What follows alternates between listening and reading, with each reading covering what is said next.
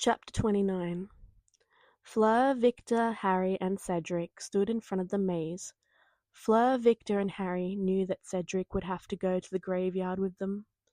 The ritual called for a kill. Didn't matter who was killed, only that they had to die.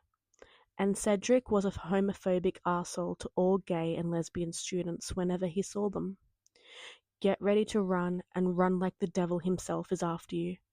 Barty, who still looked like Moody, said, and gave Harry an encouraging squeeze. In the stands was Narcissa, Lucius, Remus, Severus, and Finria polyjuiced as Sirius. And baby Hal was with the pack healer Alpha. Arthur was there with Percy, Charlie, Bill, Fred, George, and Draco. The other Weasleys were sitting with Albus Dumbledore, and they were still mad at Harry for not taking Ginny to the fancy dinner with the Delacours, and for ignoring Ginny and saying over and over again that he was gay and not in love with her at all. Good luck, Harry, Fleur. Victor shook their hands. Good luck. Fleur and Harry shook hands, and Cedric noticed that they never even looked at him. The task began, and Harry ran like Barty told him to, and he knew why. Barty said the maze changed constantly. A sphinx asked a riddle, and Harry got past that quickly. Aragog knew Harry and let him by.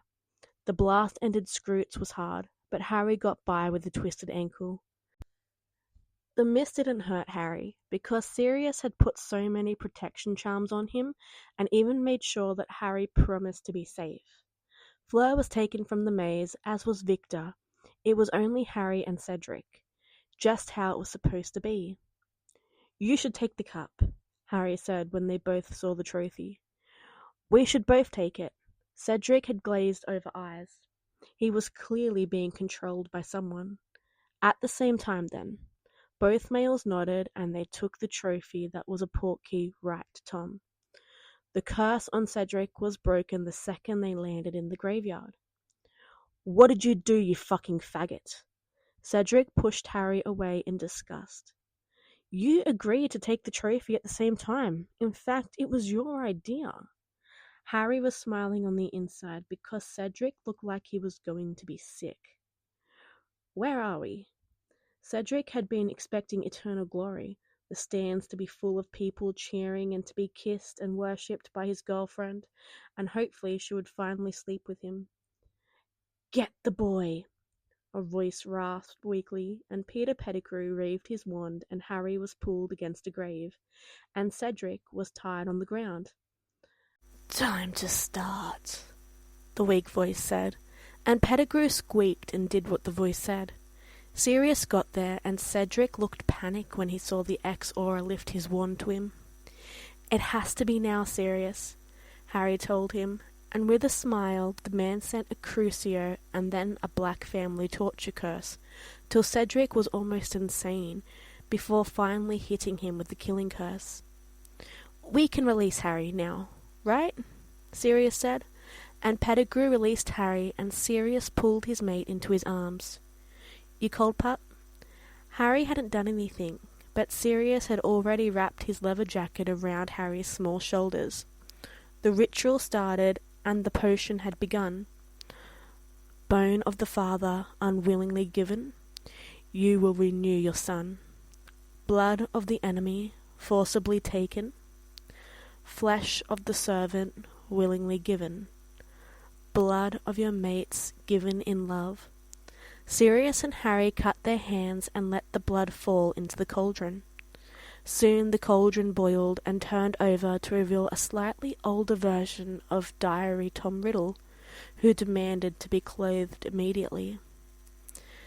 My mates, Tom breathed and hugged both of them, leaving Sirius crying and Harry clinging to him like a koala bear. I missed you too, kitten. Harry said nothing. He only purred and soaked up the smell and feel of his mate. Puppy, come here. Tom pulled Sirius to his side and kissed the man who moaned and caused Tom to chuckle. I miss this. He held both his mates closer to him before he turned to Pettigrew. I have one more use for you. Pettigrew thought he was about to get a reward. Only he got a blinding pain in his arm, and he was given the dark mark and a silver hand to replace the one he gave to resurrect his master. Tom used the mark to call his followers and conjured a mask for Sirius and Harry. Harry's mask was green with small silver snakes. Sirius's mask was red with gold snakes. Sirius wore it before, so no one knew it was him, and Harry was a well-known figure of the light, and Tom wasn't going to endanger his mates. Lucius, Narcissa, Remus, Finria, Barty, and Severus arrived with some lower-level Death Eaters, and Tom put on his Snake Man glamour, making Harry go to Sirius. "My followers, 13 years have passed since we last met, and you stand before me as if it were only yesterday." Harry was kind of turned on by how his mate caught their attention only by speaking. "Some of you weren't faithful enough to wait for my return. You turned from our ways and claimed that you were forced to follow me." Uh-oh, someone was in trouble. "My lord, if there were any indication that you were alive, we would have been by your side in a heartbeat," some lower level said, and then he saw the Nico close to his lord. "Lucius, Narcissa, Barty, Finria, Remus, and Severus, you are the most loyal to me. Why did you not seek me?" Tom didn't know, but he had guessed. "My lord, I couldn't lose Dumbledore's trust, and so I had to cut ties with anything related to the dark." Severus bowed, and Tom bid him rise. "I was raising Draco and learning advanced healing techniques, my lord. I did not want to endanger my son or my learning, so I could help you, my lord." Narcissa bowed, and Tom believed her. "I was keeping our friends as safe as I could, my lord, and making sure your influence was still active in the ministry." Lucius bowed, and Tom would never hurt Harry's family unless they deserved it. "I was only recently broken free of my compulsions, my lord, and my memories returned." Remus bowed and was pulled closer to Finria. "I was recently broken free from Azkaban, my lord." Finria only nodded his head. As an alpha, he bowed to no one, except his mate, and that was only because an angry Remus was a scary Remus. "My father recently broke me out as well, my lord." Barty stood closer to Narcissa. "My inner circle is mostly in Azkaban. We will have to free them soon, my Death Eaters, but first we must prove our strength and increase our numbers." Tom made sure they were gone before taking his mates in for one last hug. "I shall see you both soon." With one last kiss, they departed, and Harry pretended to be sad over the murder, of Cedric Diggory. If only they knew how much he hated the boy. If only they knew that Harry had loved every second of the torture the boy had endured before he was killed. Barty brought Harry to his office and gave Harry a note with a time and date on it. "Meet me at this time, on this date, and we shall kidnap you and take you to the Dark Lord. He is quite dark, so I suggest you not expect any warm hugs and kisses." Barty joked and then disappeared.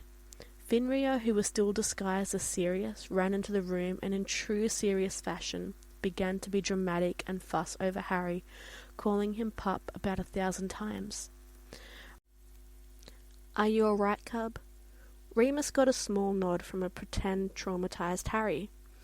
"We will take you to the hospital wing," Dumbledore said before he got a growl from the werewolves. "I am taking him to see a proper mind healer as well as a regular healer," Finria/Sirius said, causing Dumbledore to look like he swallowed one of his lemon drops.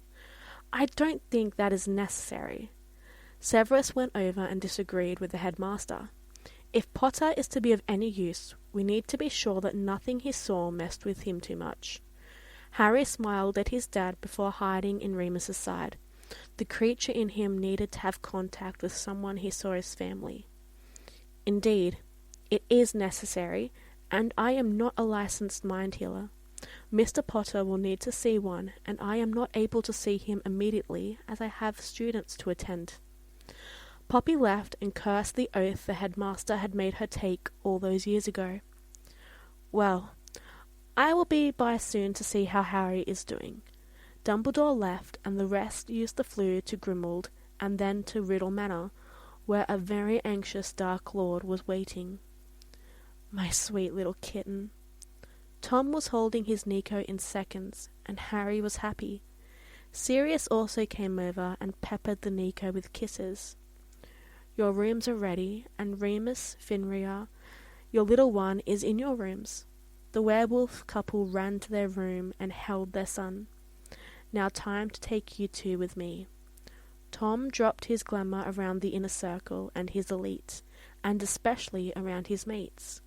There was no way in hell he was kissing or making love to them as a snake-man hybrid. "I love you," Tom said before marking his mates as his. Chapter 30.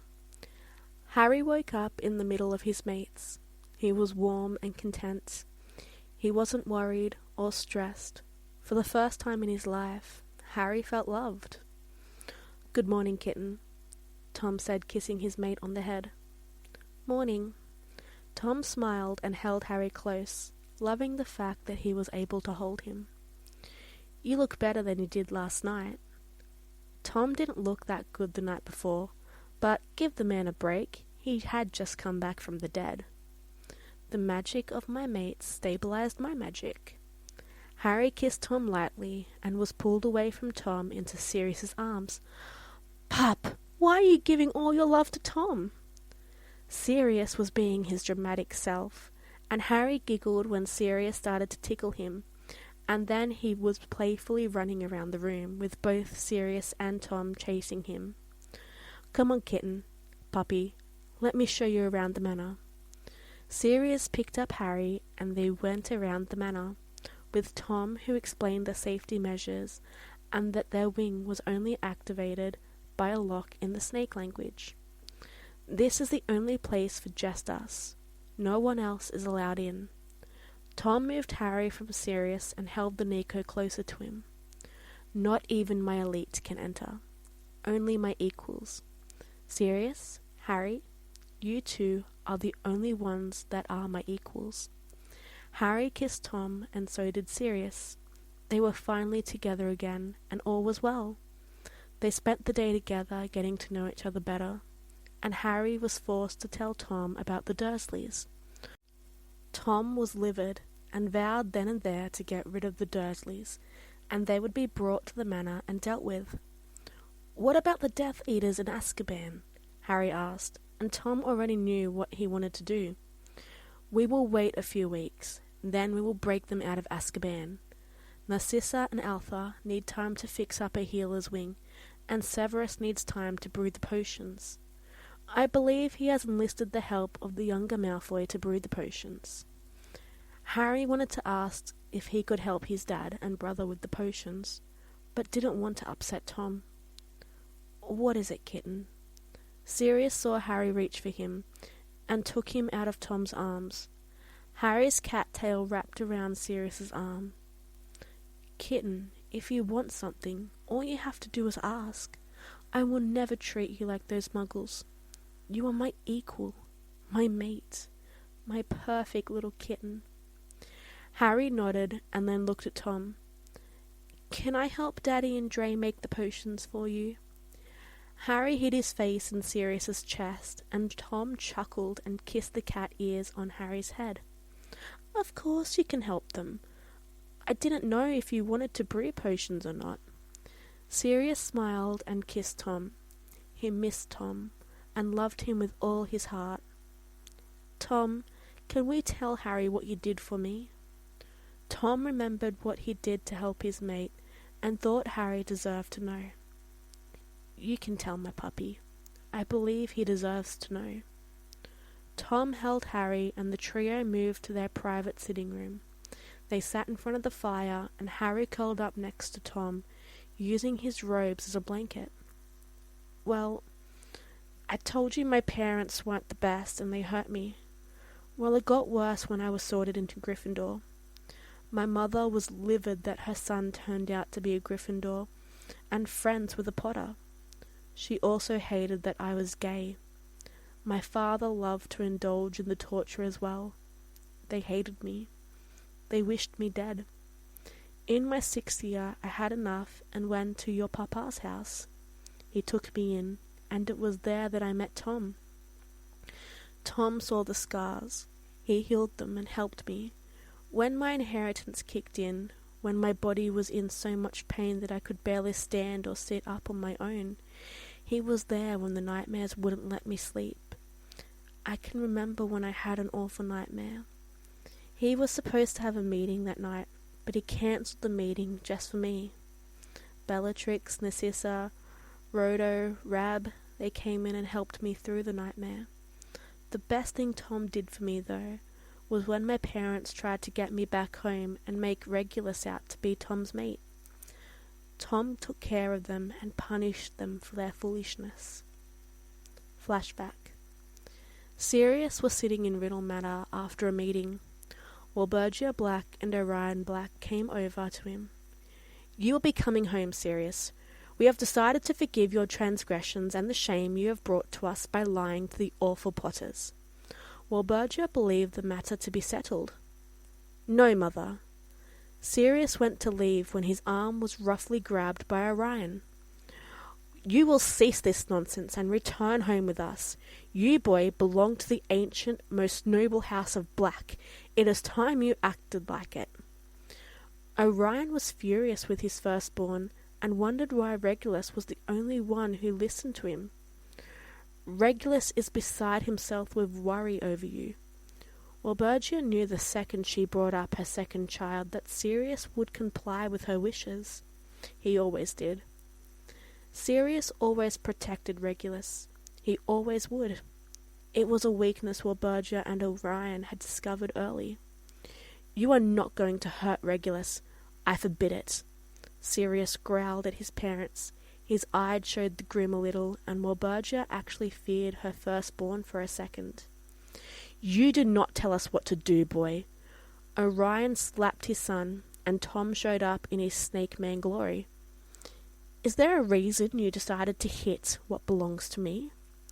Walburgia and Orion fell to their knees in front of their lord. "We would never hurt what belongs to you, my lord," they both said. They wouldn't do anything to anger their lord. They knew along with everyone else that it would sign their death certificate. "You hit my mate and now are trying to lie to me?" Tom was furious at them, and his red eyes flashed in anger. "We didn't hit your mate, Dark Lord. We would never even think of angering her." Walburgia bowed and tried to hide behind her husband. "This man is my mate." Tom pulled Sirius to his side. The two purebloods watched in shock as Sirius leaned against the Dark Lord and kissed the man. They were disgusted. Sirius didn't really mind kissing the Snake Man or the good-looking human side of his mate. They were both him, and he loved both sides of his mate. "My lord, perhaps you smell my younger son on him. I am sure Regulus is your mate." Walburgia wanted the status that came from being the mother-in-law to the Dark Lord. All the Dark Sec would look to her for what to do with their lives. "I have met your youngest, and he is not my mate. Do you really believe that I couldn't tell the difference between my mate and the sibling of my mate?" Voldemort pulled out his wand and threw Crucio at the couple, and watched them crumple on the floor, crying out in pain. "Bellatrix! Lucius!" The two young witch and wizard appeared at their lord's side. "Take them to the dungeon. I want them alive, but you can play with them." The last part was said to Bellatrix, who smiled evilly at her aunt and uncle. "Let's go play, shall we, Auntie? Uncle?" She laughed manically and left with Lucius to the dungeons under Riddle Manor. The Lord and Lady Black screamed the whole way and yelled about Sirius as they were chained to the walls of their cells. Bellatrix loved causing them pain, the same pain they caused her favourite cousin. Sirius and Bellatrix were each other's best friends growing up. They were the closest in age to each other, and they both had younger siblings to protect from the harm of their parents.